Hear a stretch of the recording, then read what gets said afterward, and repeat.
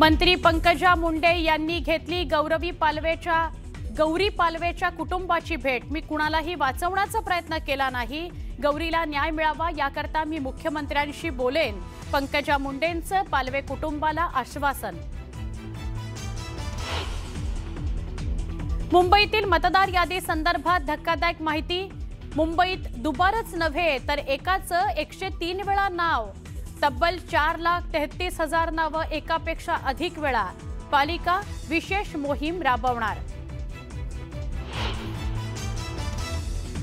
महायुती सरकारचा महामुंबई करता मोठा निर्णय। उत्तम ते विरार सागरी सेतू करता 58,754 कोटींचा निधी। 55.12 किलोमीटर लांबीच्या प्रकल्पाकरता शासन मान्यता। MMRDAला प्रकल्प अंमलबजावणी करता GR जारी। एकनाथ खडसे आणि गिरीश महाजन यांच्या वादात माझं सँडविच होतंय। केंद्रीय राज्यमंत्री रक्षा खडसेंचं विधान। तर दोघांमधील वाद कसे कमी होतील याचा प्रयत्न करत असल्याचं केलं स्पष्ट। अमरावतीच्या वरुडमध्ये लग्नानंतर अवघ्या अर्ध्या तासातच हृदयविकाराच्या झटक्यानं नवरदेवाचा मृत्यू। लग्न मंडपात शोककळा। मुंबईतल्या प्रदूषणात मोठी वाढ। हवेची गुणवत्ता पोहोचली वाईट श्रेणीत। सर्वत्र धुरकं पसरल्यानं श्वसनाच्या समस्यांमध्ये वाढ। T20 क्रिकेट वर्ल्ड कपला 7 फेब्रुवारीपासून सुरुवात। भारत आणि पाकिस्तान दरम्यान 15 फेब्रुवारीला महामुकाबला। भारत आणि श्रीलंकेत खेळवले जाणार सामने। नगरपालिकेच्या निवडणुकीत कुणीही धमकीला घाबरू नये। धमकी देऊन कुणीही विकासाचं राजकारण करू नये अशा शब्दात महसूल मंत्री चंद्रशेखर बावनकुळे यांनी राष्ट्रवादीचे मंत्री मकरंद पाटील यांना टोला लगावला। बुलढाण्यात पत्नीच्या प्रचारासाठी आमदार संजय गायकवाड मैदानात उतरलेत। आमदार गायकवाड दारोदारी जाऊन प्रचार करतायत। बुलढाण्यात भाजपा आणि शिवसेनेमध्ये मैत्रीपूर्ण लढत पाहायला मिळते। अशोक चव्हाण यांनी युती तोडली। युती तुटण्याला अशोक चव्हाणच जबाबदार असल्याचं म्हणत हेमंत पाटलांनी चव्हाणांवर निशाणा साधला। प्रत्येक ठिकाणी 20% जागा द्याव्यात असा प्रस्ताव ठेवला होता, मात्र एकही जागा देऊ शकत नाही असं अशोक चव्हाण म्हणाल्याचं हेमंत पाटील यांनी सांगितलं। अनगर नगरपंचायत नगरपरिषदेच्या उमेदवार उज्ज्वला थिटे यांच्या अपील अर्जावर पुन्हा सुनावणी होणार आहे। उज्ज्वला थिटे यांचा उमेदवारी अर्ज बाद झाल्यानं त्यांनी कोर्टात दाद मागितली होती। मोहोळमध्ये राष्ट्रवादी शरदचंद्र पवार पक्षातील आजी माजी आमदारांमध्ये वादाची ठिणगी पडली आहे। आमदार राजू खरे उपमुख्यमंत्री एकनाथ शिंदेंच्या मंचावर उपस्थित राहिल्यानं मोहोळचे माजी आमदार रमेश कदम यांनी राजू खरेंचा चांगला समाचार घेतला। नशिराबाद नगरपरिषदेच्या निवडणुकीसाठी भाजप शिवसेना युतीच्या उमेदवारासाठी प्रचाराचा शुभारंभ करण्यात आला। भव्य शक्ती प्रदर्शन करत रॅली काढण्यात आली। या रॅलीमध्ये मोठ्या संख्येनं महिला सहभागी झाल्या होत्या। शिरूर नगरपरिषद निवडणुकीमध्ये महाविकास आघाडीची प्रतिष्ठा पणाला लागली आणि त्यामुळे राष्ट्रवादी काँग्रेस शरद पवार पक्षाचे माजी आमदार अशोक पवार यांच्यासह नगराध्यक्षपदाच्या उमेदवार अलका खांड्रेंनी घरोघरी जाऊन मतदारांशी संवाद साधत प्रचार सुरू केलाय। शिरूरमध्ये चौरंगी लढत होत असली तरी राष्ट्रवादी विरुद्ध राष्ट्रवादी असा थेट सामना पाहायला मिळणार आहे। हिंगोलीतील भाजपच्या नगराध्यक्षपदाच्या उमेदवार नीता बांगर यांच्या प्रचाराचा शुभारंभ करण्यात आला। आमदार तानाजी मुटकुळे यांनी देखील प्रचारात सहभाग घेतला। निवडणूक अधिकाऱ्यांनी दखल घेतली नाही तर अदृश्य शक्ती बाहेर काढू असा इशारा माजी सभापती विकास म्हात्रे यांनी दिलाय। मतदार यादीतील घोळ उघड करत विकास म्हात्रेंनी अधिकाऱ्यांच्या कामावर प्रश्न उपस्थित केले।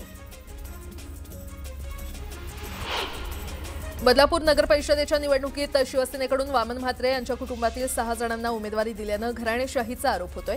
आरक्षणामुळे घरातील दोघांना उमेदवारी दिली तर इतर 4 विद्यमान नगरसेवक असल्याचं वामन म्हात्रे यांनी स्पष्ट केलं। चोपडा नगरपरिषदेसाठी MIMचे 2 उमेदवार रिंगणात आहेत। दरम्यान या उमेदवारांच्या प्रचारासाठी चोपड्यात बाईक रॅली काढण्यात आली। कर्जत नगरपालिका निवडणुकीच्या पार्श्वभूमीवर पोलीस मैदान कर्जत इथे दंगल नियंत्रण पथकानं रूट मार्च काढला होता। शांततेत निवडणुका पार पडाव्या म्हणून पोलिसांनी ही रंगीत तालीम घेतली। मुंबईतील मतदार यादी संदर्भात धक्कादायक माहिती समोर आली आहे। मुंबईतच दुबारच नव्हे तर 103 वेळा नाव असलेले मतदार आढळून आलेत। तब्बल 4,33,000 नावं एकापेक्षा अधिक वेळा असून दुबार मतदारांची संख्या सुमारे 11 लाख इतकी आहे। दरम्यान 23 नोव्हेंबर ते 5 डिसेंबरपर्यंत दुबार नावं हटवण्यासाठी पालिकेकडून मोहीम राबवली जाणार आहे। आमदार अतुल भोसले आणि आमदार मनोज घोरपडे यांनी स्वर्गीय यशवंतराव चव्हाण यांच्या 41व्या पुण्यतिथीनिमित्त प्रीती संगमावरील समाधीला अभिवादन केलं। समाधीस्थळी नेकलेस पॉइंट उभारण्यासाठी मुख्यमंत्री सकारात्मक असून साबरमती नदीचा रिव्हर डेव्हलपमेंट प्लॅन केल्याची माहिती अतुल भोसले यांनी दिली आहे। उत्तम ते विरार सागरी सेतूसाठी 58,754 कोटींच्या निधीला शासन मान्यता मिळाली आहे। MMRDAला प्रकल्प अंमलबजावणीसाठी GR जारी करण्यात आलं असून एकूण 55.12 किलोमीटर लांबीच्या प्रकल्पासाठी मान्यता देण्यात आली आहे। मंत्री पंकजा मुंडेंनी पालवे कुटुंबाची भेट घेतली। डॉक्टर गौरी गाजी आत्महत्या प्रकरणी मुंडेंच्या PAला अटक झाली असून मी अनंत गरजेला पाठीशी घालणार नाही, कुणालाही वाचवण्याचा प्रयत्न केला नाही असं पंकजा मुंडे यांनी यावेळी स्पष्ट केलं। गेल्या 1 महिन्यात मुंबईच्या वातावरणात मोठे बदल पाहायला मिळाले। कधी पाऊस कधी थंडी, तर आता मुंबईत ढगाळ वातावरण झालंय।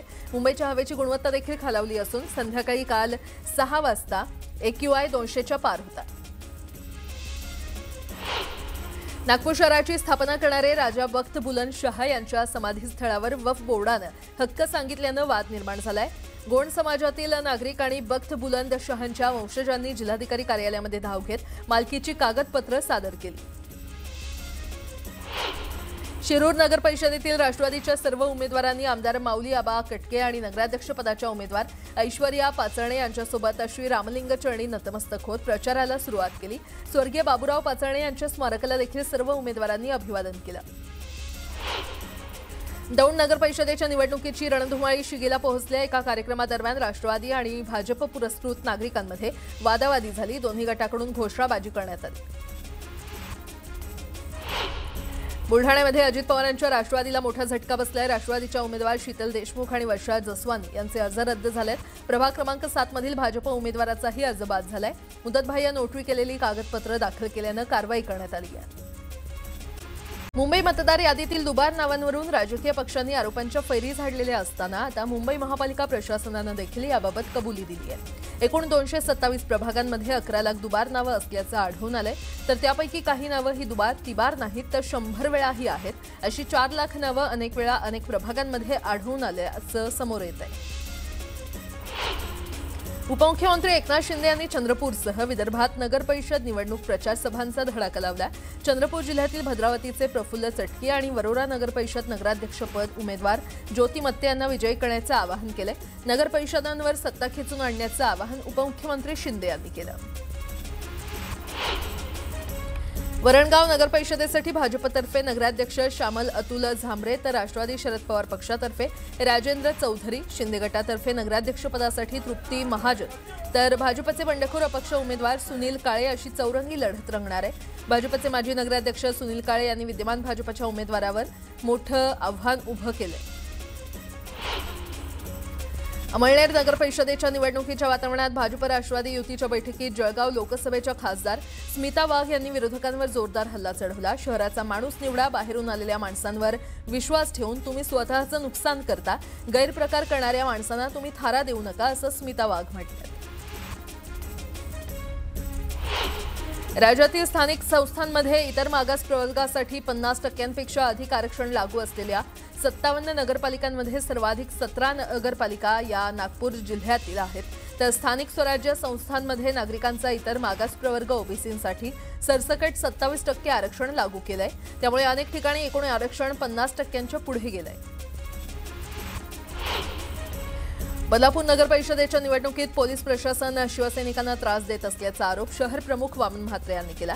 मात्र सत्तेचा दुरुपयोग करून कुणी जर अशा प्रकारे दहशत निर्माण करत असेल तर त्याची तक्रार उपमुख्यमंत्री एकनाथ शिंदे यांना करणार असल्याचं युवासेना कार्याध्यक्ष पूर्वेश सरनाईक यांनी सांगितलं। पूर्वेश यांचा भाजपकडे रोख होता का असा सवाल त्यामुळे उपस्थित होतोय। आगामी अमळनेर नगरपालिका निवडणुकीमध्ये शिवसेना शिंदे पक्षाकडून परीक्षित बाविस्कर यांची नगराध्यक्षपदाची उमेदवारी जाहीर झाली आहे। भाजप राष्ट्रवादी यांच्या संयुक्त अमळनेर तालुका शहर विकास आघाडी विरोधात थेट लढाई उभी करण्याचा निर्धार करत शिवसेना शिंदे गटानं दंड थोपटले। छत्रपती संभाजीनगरच्या पैठण तालुक्यातील मुरमा येथील निवृत्ती कल्याण मापारी या शेतकऱ्यानं 2 एकर पपईच्या बागेवर रोटावेटर फिरवला। 2 लाख रुपये खर्च करून उत्पन्न केवळ 20,000 रुपये मिळाल्यानं संतप्त शेतकऱ्यानं पपईची बाग उद्ध्वस्त केली। अयोध्येतील प्रभू श्रीराम मंदिरावर भगवा ध्वज उभारण्याच्या पवित्र क्षणी जय श्रीरामच्या घोषात अकोल्याचा अभिमान उंचावणारा ऐतिहासिक क्षण घडला। या दिव्य प्रसंगी प्रभू श्रीराम मंदिरावर सादर करण्यात आलेले भव्य अॅनिमेशन अकोल्यातील तरुण कलाकार अभिषेक मानोरकर यांनी साकारलं। अफाट परिश्रम आणि सातत्यपूर्ण पाठपुराव्यानंतर अमळनेर कृषी उत्पन्न बाजार समितीच्या वतीनं पहिल्यांदाच कपाशी खरेदीसाठी सीसीआय केंद्र सुरू करण्यात आले, त्यामुळे शेतकऱ्यांना मोठा दिलासा मिळालाय। पुण्याच्या खेड तालुक्यातील निमगावात बिबट्यानं चिमुकल्या मुलावर प्राणघातक हल्ला केला। या हल्ल्यामध्ये चिमुकला गंभीर जखमी असून त्याच्यावर उपचार सुरू आहेत।